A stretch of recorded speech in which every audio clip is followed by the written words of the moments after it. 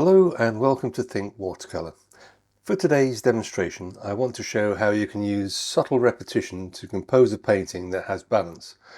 Also how using light against dark and warm against cool can give a painting depth and harmony. So the angle of the clouds and the land, the wave and even the gulls are all repeating similar lines of composition, taking the viewer's eye around the painting without being too obvious a device. So let me show you how I painted this picture. I'm starting by wetting the sky area with clean water, leaving some dry patches for the whitest parts. This gives me more control and stops any colour blending into those areas.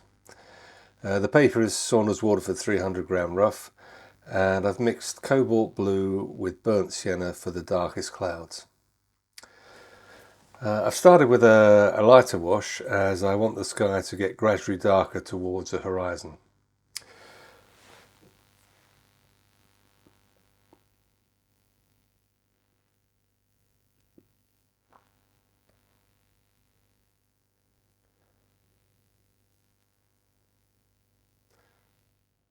So while the initial wash is still wet, I'm adding darker and darker colour to create the shadows of the gathering storm clouds.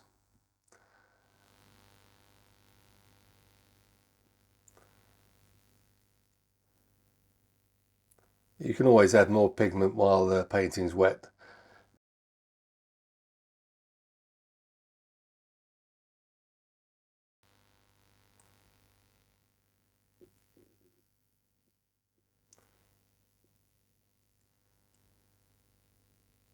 And as I'm painting wet into wet, I get a nice soft edge for the shadows on those clouds too. Okay, I'll let the sky dry, and I'm now going to paint the beach. This is raw sienna and yellow ochre, and I'm keeping the wash lighter in the distance and darker nearer to us.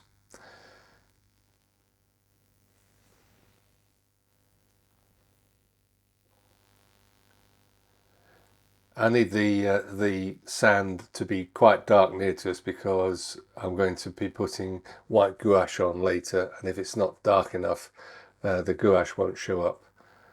But I'll explain that later. Okay, so everything's dry now, and I'm starting on the sea. The first wash is cobalt teal and a touch of jadeite green.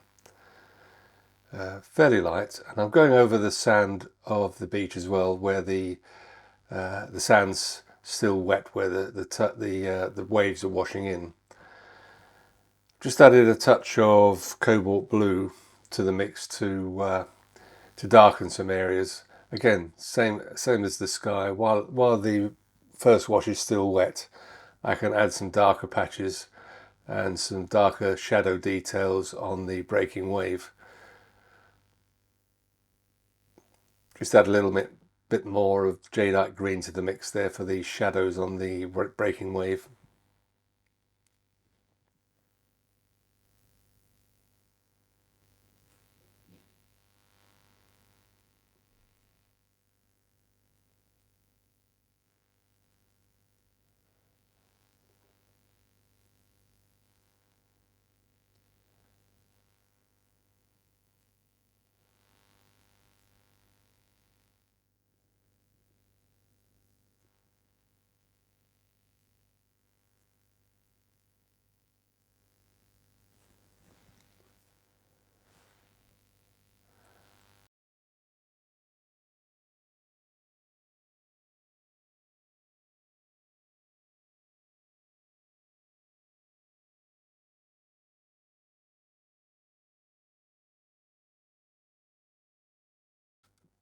For the distant landmass, I'm using a first wash of yellow ochre and burnt sienna.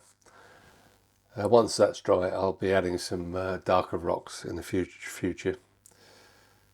I'm just using a rigger, number 0 rigger, and some white gouache to put the foaming areas of the breaking waves. Using the side of the rigger and the texture of the rough paper, just to give it that looseness.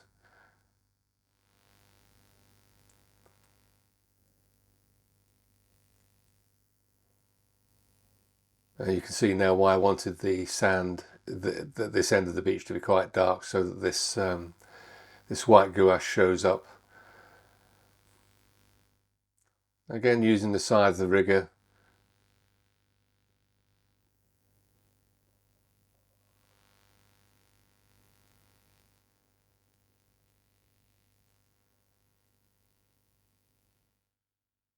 A bit of blending with the finger as well. It's a very loose sketch, this, so that doesn't have to be a great deal of detail. It's just a suggestion of the foaming waves.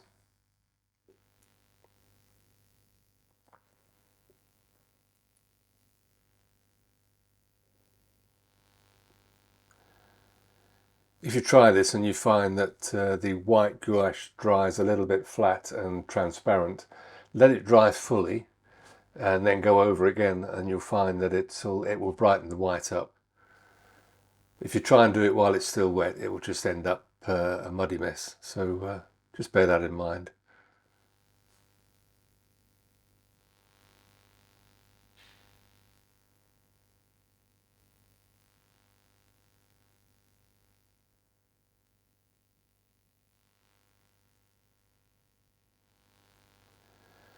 For the distant rocks, I'm just using some neutral tint.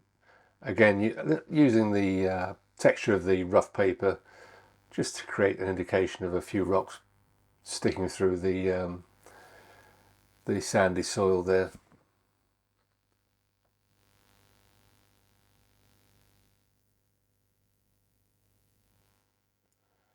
And just adding a few distant waves with the rigger and the white gouache.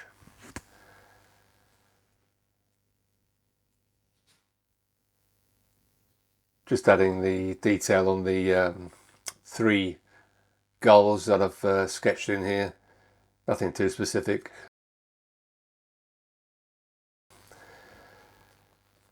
They're almost in silhouette anyway, so don't have to be too detailed with them. Just making sure I put the reflection in.